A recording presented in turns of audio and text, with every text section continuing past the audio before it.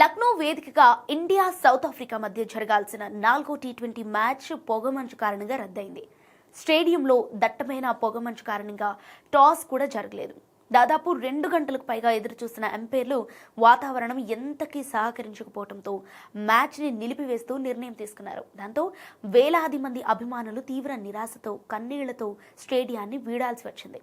Pitch పరిస్థితులను పలుమార్లు పరిశీలించిన పొగమంచు దట్టంగా రాత్రి 9:30 ఎంపైర్లు మ్యాచ్ను అధికారికంగా రద్దు చేశారు. 2 గంటలకు పైగా చలి వాతావరణంలో స్టాండ్స్లో కూర్చొని ఎదురుచూసిన అభిమానుల్లో ఆ నిర్ణయం తీవ్ర అసంతృప్తిని రేకెత్తించింది. కొంతమందికి ఇది కేవలం ఒక మ్యాచ్ రద్దు కాదని, జీవితంలో అరుదుగా దొరికే అవకాశం చేజారిపోయిన బాధగా మారింది. మ్యాచ్ చూడటానికి గోధుమల బస్తాలు అమ్మాను, 3 బస్తాలు అమ్మి టికెట్లు కొనుక్కొని వచ్చాను, ఇప్పుడు నా డబ్బులు తిరిగి కావాలని ఒక రైతు ఆవేదన వ్యక్తం చేశాడు.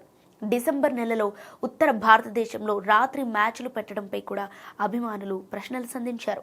పగలు మ్యాచ్ పెట్టుంటే ఇలాంటి పరిస్థితి వచ్చేది కాదు, డబ్బులు రీఫండ్ ఇస్తే సరిపోదు, మేం భారత జట్టును ఆడుతూ చూడాలనుకున్నామని మరో అభిమాని కూడా అన్నాడు.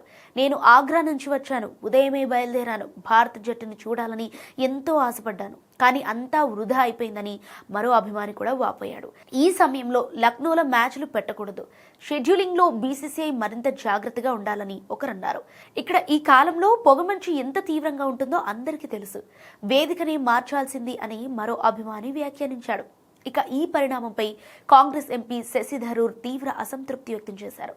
ఉత్తర భారతదేశంలోని నగరాల్లో కాలుష్యం తీవ్ర స్థాయికి చేరుకుందని పేర్కొన్న ఆయన ఈ మ్యాచ్ను కేరళలో నిర్వహించి ఉంటే ఇలాంటి పరిస్థితి వచ్చేది కాదని వ్యాఖ్యానించారు.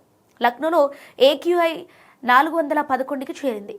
ఇంత తక్కువ విజిబిలిటీతో క్రికెట్ ఆడటం అసాధ్యం. తిరువనంతపురంలో అయితే ప్రస్తుతం AQI సుమారు 68 మాత్రమే ఉంది.